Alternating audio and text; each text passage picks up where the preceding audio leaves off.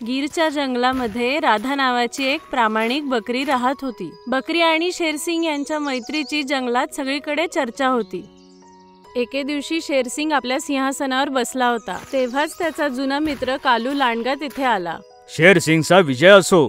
अरे कालू, तू खूप वर्षांनी तुला पाहून आनंद झाला। मलाही हे पाहून आनंद झाला की तुझी आन, बान आणि शान आजही तशीच आहे ते। धन्यवाद कालू मित्रा, यांना भेट। ही आहे राधा, माझी अगदी विश्वासू साथी। हिच्या इमानदारीवर सगळ्या जंगलाला गर्व आहे। वाह, यांच्या विषयीच्या गप्पा मी ऐकल्या होत्या, आज पाहिलंही।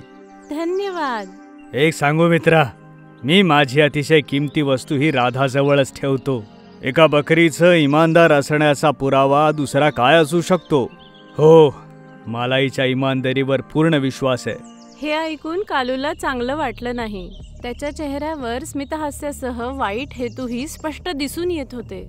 वेळ आल्यावरच कळेल की खरा इमानदार कोण आहे ते। रात्रीच्या वेळी पूर्ण जंगल जेव्हा झोपलं होतं, तेव्हा कालू लांडगा चुपचाप जंगलाच्या सीमेकडे जात होता। सीमेपार दुसऱ्या जंगलाचा सिंह दिलावर काळू लांडग्याची वाट पाहत होता। एवढा वेळ का लावलास? काम झालं का? कडा कुठं आहे? मला वाटतंय शेरसिंगने ते कडा तिच्या मैत्रिणीकडे बकरीकडे ठेवलंय। बकरीकडे ठेवलं असेल तर तिच्याकडून ते घे, पण ते कडा तिच्याकडून चोरणं खूप अशक्य आहे। ते काही मला माहिती नाही। मला कुठल्याही परिस्थितीत ते कडा हवंय। तसं ते कडा मिळवण्यासाठी मी एक प्लॅन बनवलेला आहे। प्लॅन? कोणता प्लॅन? शेरसिंगचा बकरीवर खूप विश्वास आहे, तो मी विश्वासच तोडून टाकेन। त्याने काय होईल? बकरीचा विश्वास तोडल्यानंतर शेरसिंगचा विश्वास माझ्यावर होईल, मग आपोआपच ते कडा माझ्याकडे येईल।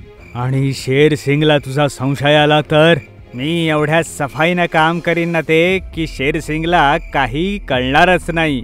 ठीक आहे, पण एक गोष्ट लक्षात ठेव, ते कडा चमत्कारिक आहे। ज्याच्याजवळ ते कडा असेल त्याला हरवणं अशक्य आहे, आणि त्याचमुळे मला ते कडा लवकरात लवकर हवंय। तुझं बक्षीस तुला मिळून जाईल। तुम्ही बक्षीस तयार ठेवा, मी कडा घेऊन आलोच। इतकं म्हणून काळू लांडगा तिथून निघून जातो। दुसऱ्या दिवशी काळू लांडगा राधाला भेटायला येतो।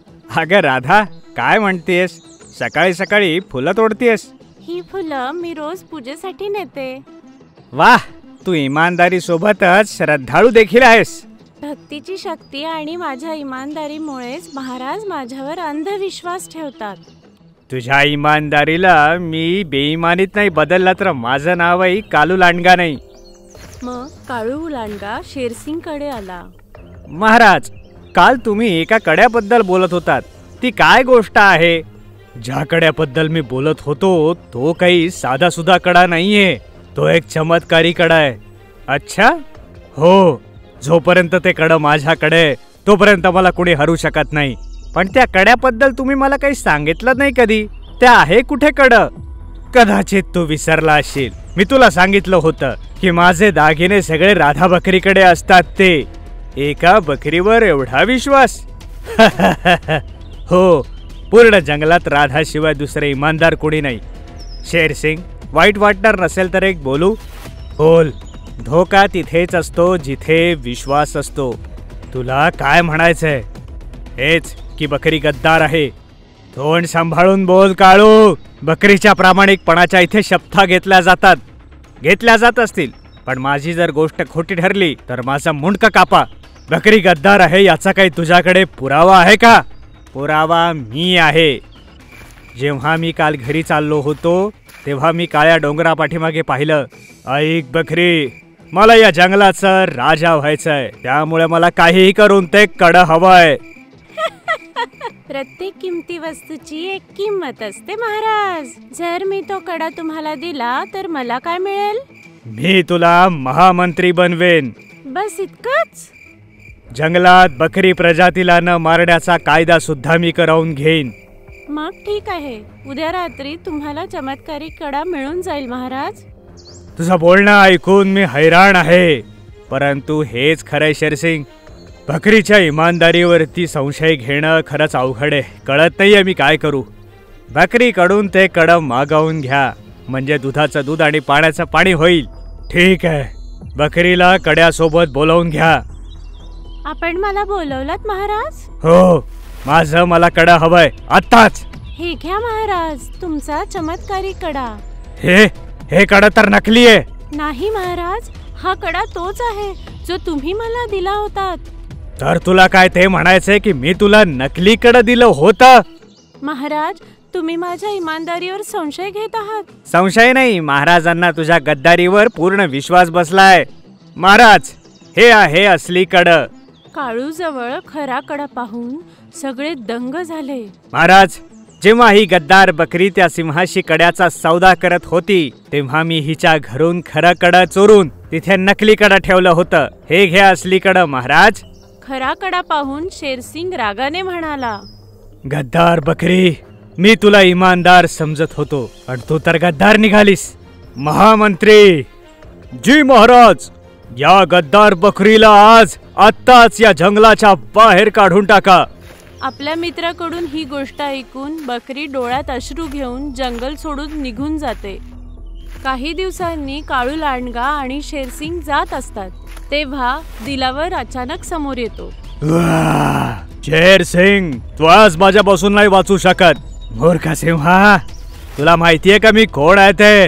हो माहितीये, तू आता या जंगलाचा राजा आहेस पण उद्यापासून मी राजा बनणार आहे. मूर्ख सिंहा, तुला माहितीये माझ्याकडे हे कड आहे. जोपर्यंत हे कड माझ्याकडे तोपर्यंत मला कोणीच मारू शकत नाही. मूर्ख तर तू आहे शेरसिंग, खरं कड तर माझ्याकडे आहे. हे बघ. दिलावरच्या हातात खरा कडा पाहून शेरसिंग हैराण होऊन जातो. हे कसं शक्य आहे? खरं कड तर माझ्याकडे. माफ करा महाराज, पण खरं कडा तर तेच आहे जे दिलावरने घातलंय. म्हणजे हे की खरा गद्दार मी आहे शेरसिंग. मी बकरीच्या घरून खरं कडं चोरलं तर होतं, पण तुला जे कडं दिलं होतं ते नकली होतं. हो, खरं कडं त्याने मला दिलं होतं. हट, खरा कडा माझ्याकडे आहे. खरा कडा बकरीकडे आहे हे पाहून सगळे दंग झाले. ही घ्या महाराज, तुमची अमानत, खरा कडा. राधा, हे कडं तुझ्याकडे कसं काय आलं? महाराज, ह्याने जी गोष्ट आपल्याला सांगितली ती पूर्ण चुकीची होती. या सिंहाला मी नाही, हा भेटला होता. ह्यानेच चमत्कारी कडा चोरायचं ठरवलं होतं, पण ह्यांचं बोलणं मी ऐकलं होतं म्हणून लगेच घरी येऊन मी खरं कडं लपवलं आणि खोटं कडं तिथे ठेवलं. म्हणजे ते कडं नकली होतं? हो, ते कडं खोटं होतं. आणि महाराजांना जे कडं दिलं होतं तेही खोटंच होतं. पण तू मला नकली कडं का दिलं होतंस राधा? जर मी असं केलं नसतं तर तुझ्या मित्राचा खरा चेहरा समोर कसा आला असता शेरू? शेरसिंगला सगळं समजलं आणि तो रागाने म्हणाला, तुम्ही लोकांनी मला धोका दिलाय. तुम्हाला मी जिवंत सोडणार नाही आता. मग शेरसिंग काळू लांडगा आणि दिलावरवर हल्ला करतो आणि जादुई कड्याच्या चमत्काराने दिलावर आणि काळू लांडगा यांना सहज मारतो. उद्या सकाळी सभा भरवली जावी. मित्रांनो, आज मी भरल्या दरबारात बकरीच्या इमानदारीला नमन करतो. ही बकरी केवळ इमानदारच नाही तर एकनिष्ठ सुद्धा आहे. हिने केवळ चमत्कारिक कड्याचीच नाही तर माझीही रक्षा केली आहे. जर ही योग्य वेळी आली नसती तर तो शत्रू सिंह आणि त्याचे साथी मला मारूनच टाकला असतं. माझा जीव वाचवण्यासाठी धन्यवाद बकरी.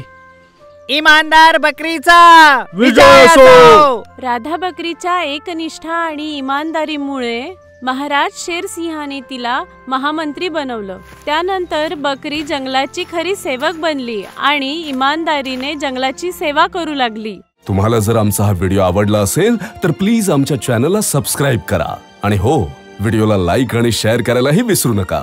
धन्यवाद.